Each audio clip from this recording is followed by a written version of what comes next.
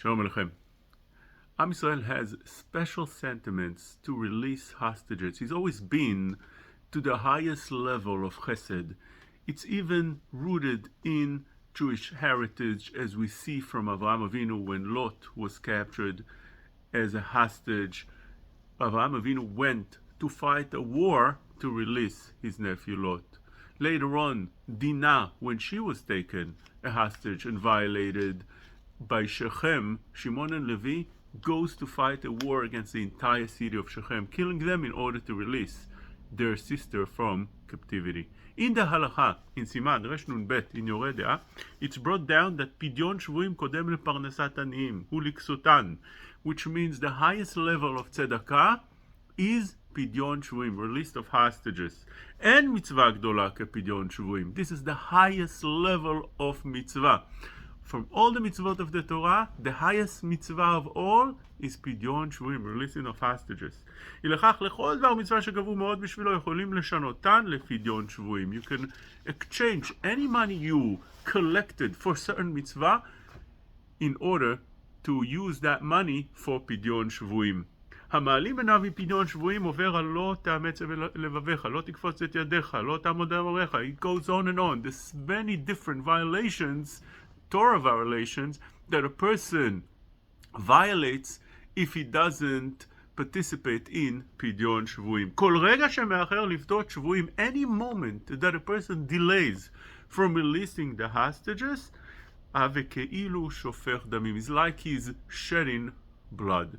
So this is a very, very serious thing in Jewish heritage. But we need to look at few aspects that Pidyon Shvuim have in Halacha. Although we have our sentiments, our emotions, and we know that the Gemara says that Shvuim are at the most horrific stage because all the different tortures might be passing on them, starvation, all different types, and therefore one must do everything he can in order to release them. But still, in the Gemara we find that Chazal restricted at some instances to release those hostages. Let me take a look at the Gemara in Gitin Memhei.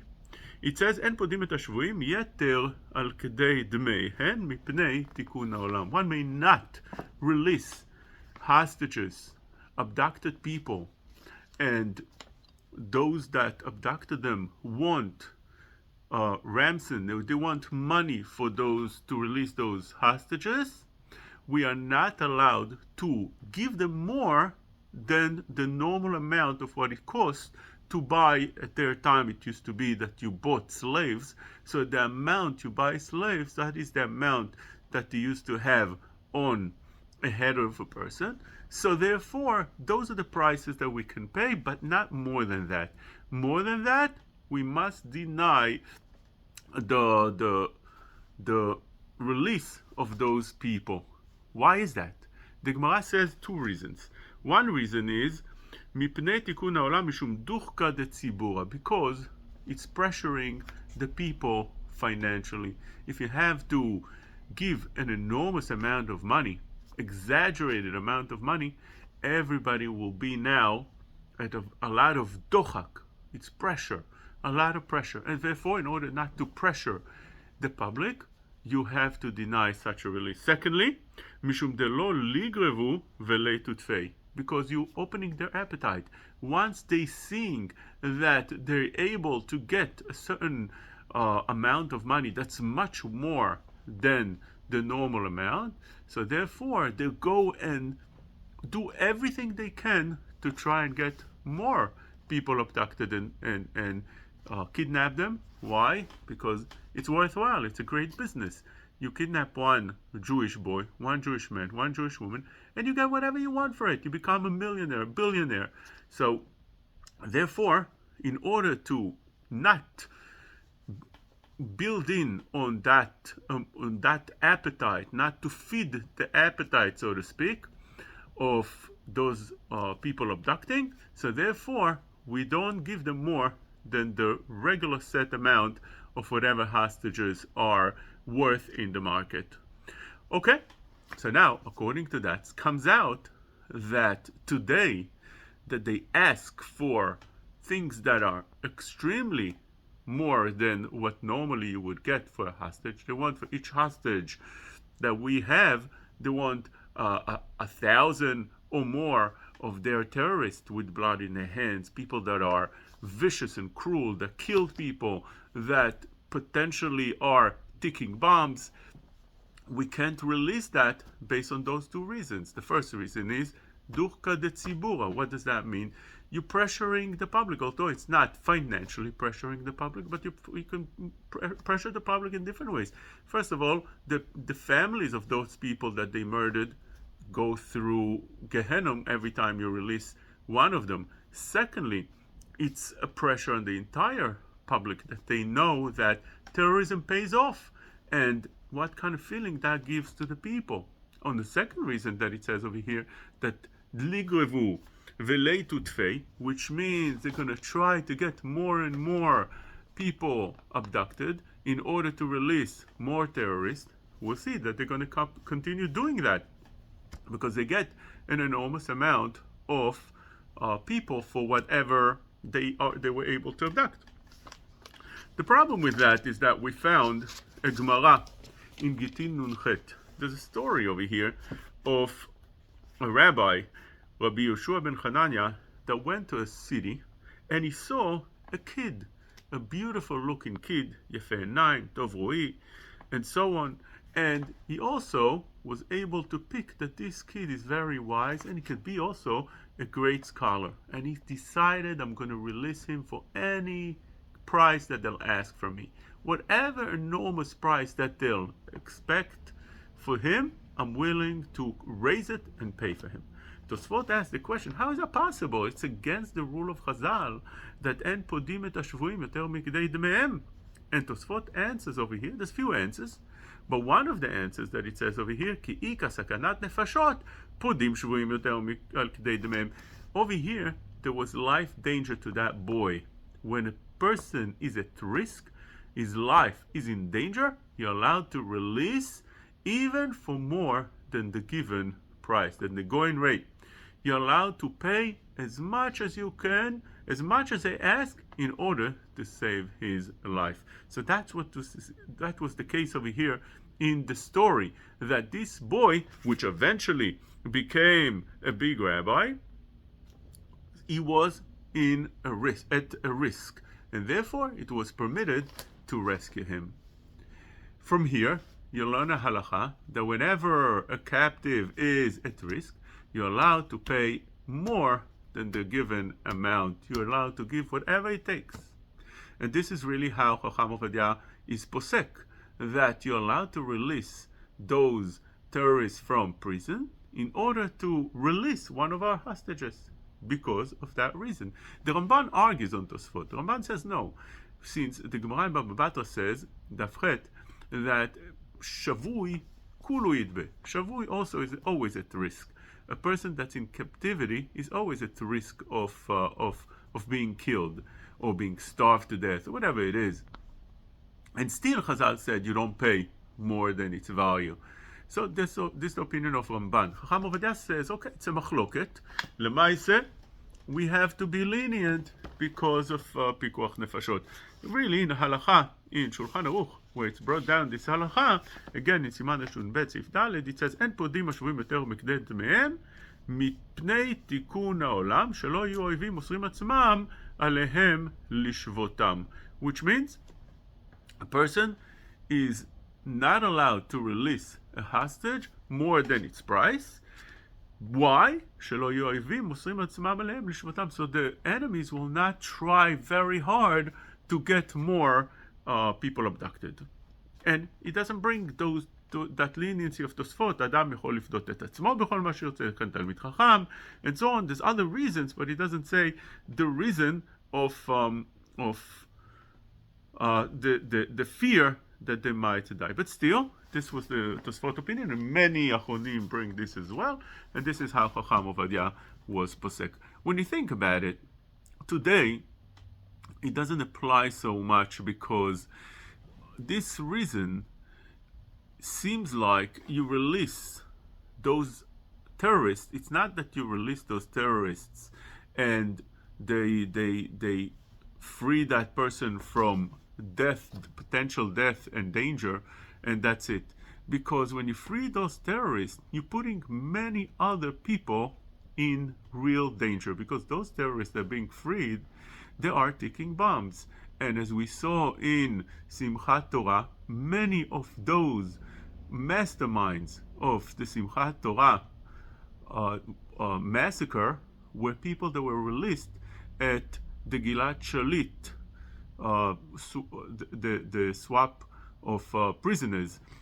For one soldier called Gilad Shalit, there were more than 1,000 terrorists with plot in their hand that were released, and many of them were the masterminds. Many of them were those that went and acted on that October 7th, and therefore we see this idea that you releasing one person from potential danger, but in the same time you're putting so many people in real imminent and tangible danger, and therefore this reason in this very instance could be that doesn't apply. Chacham Ovadia says a second thing.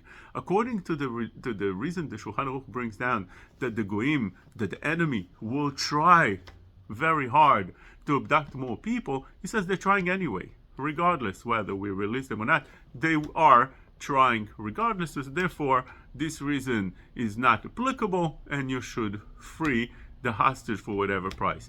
But we see today things have changed a little bit, or a lot, because we see that it builds on their appetite more and more. Now they try and give it much harder, which means although they always try to kidnap Jewish soldiers and people, but now they're really trying hard, because they see that you can get for one soldier over 1,000 of the worst terrorists from released from prison. So therefore they're trying, and we see how much they've been trying throughout the years, and in this very last instance they were successful also. So therefore these two reasons could be that what Chazal have established should be taken more seriously and applicable to this very instance and time.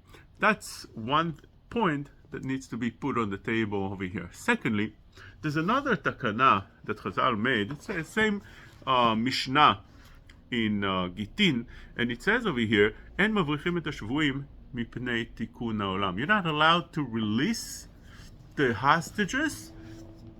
That's what the Mishnah says over here, and this is the Shulchan Aruch also, again in Rosh Bet, "En mavrichim hashvuim mipnei tikun haolam." What is that? So the Gemara explains, and the Halacha explains, "Shelo yהיו אויבים מכבידים עולם עליהם ומרבים בשמירתם." As it's explained in the Gemara over here, that whenever you release those hostages, what happens is that they put them in chain. They put the remaining hostages or future hostages, they put them in chains. They tie them with ropes, and they put them in cages. And that's exactly what happens now.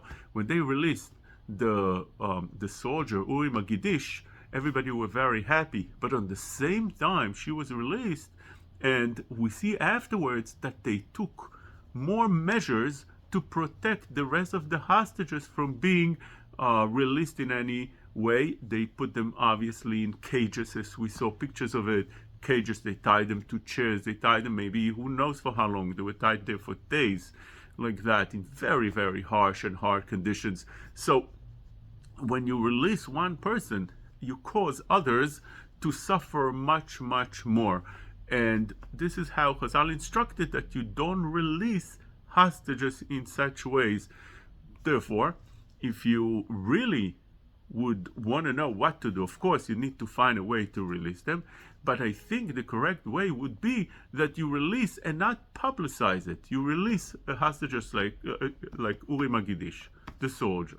Fine, good, wonderful. You don't have to announce it and make parties all over the country, and it should be all over the media, all over the world, because right away they announced right away that she was not kept very securely, and then the rest, they said themselves, the Hamas said themselves, they'll secure the rest of the hostages.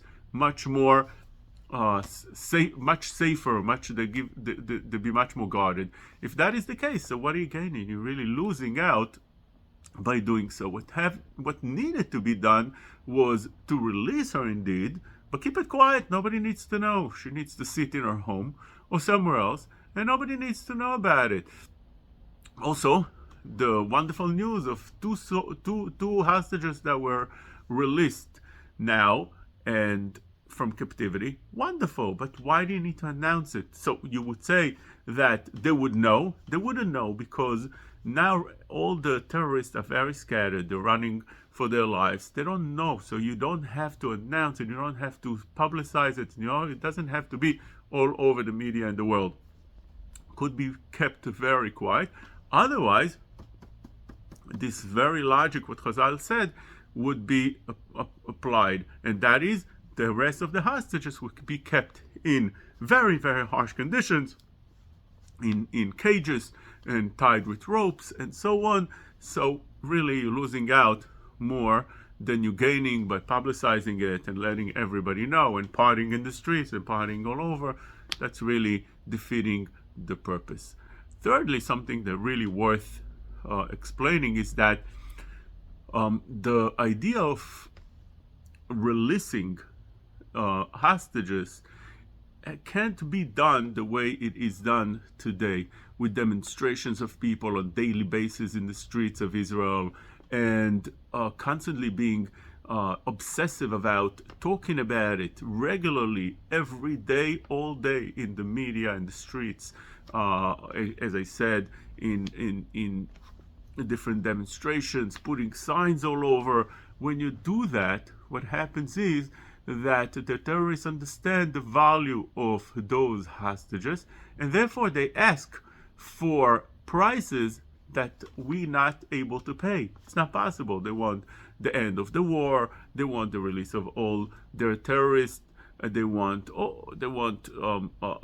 that Gaza should be returned to them and rebuilt, and Hamas should be again the ones that are the governing at the place. And therefore, when you have such demands, they can't be met. Why did they build up to such demands? The idea is very simple, because they see what happens in the Jewish streets, in the Israeli streets, in Jewish media. We're constantly obsessed about those hostages, so therefore they raise the price. When they raise the price, we're getting further from releasing them, instead of knowing how to tactically play the game. It's a simple game of dealing. It's just like business dealing. When you want to buy something, you go to buy in real estate, you don't say, "Oh, I love the place, I'll give you anything you want for it," and you don't show extra excitement, but rather you show some restraint in order to keep your cards close to your chest. And therefore, over here as well, everything that's being done is actually defeating the purpose of the deal that we're trying to break with them. The whole thing, in my opinion, is done incorrectly. Maybe there are different things that are happening behind the scenes that we don't know, but whatever's out there seems like extremely against what Chazal has established, seems that it's extremely against logic, what logic dictates, and it seems like it's completely getting the opposite results from what we want.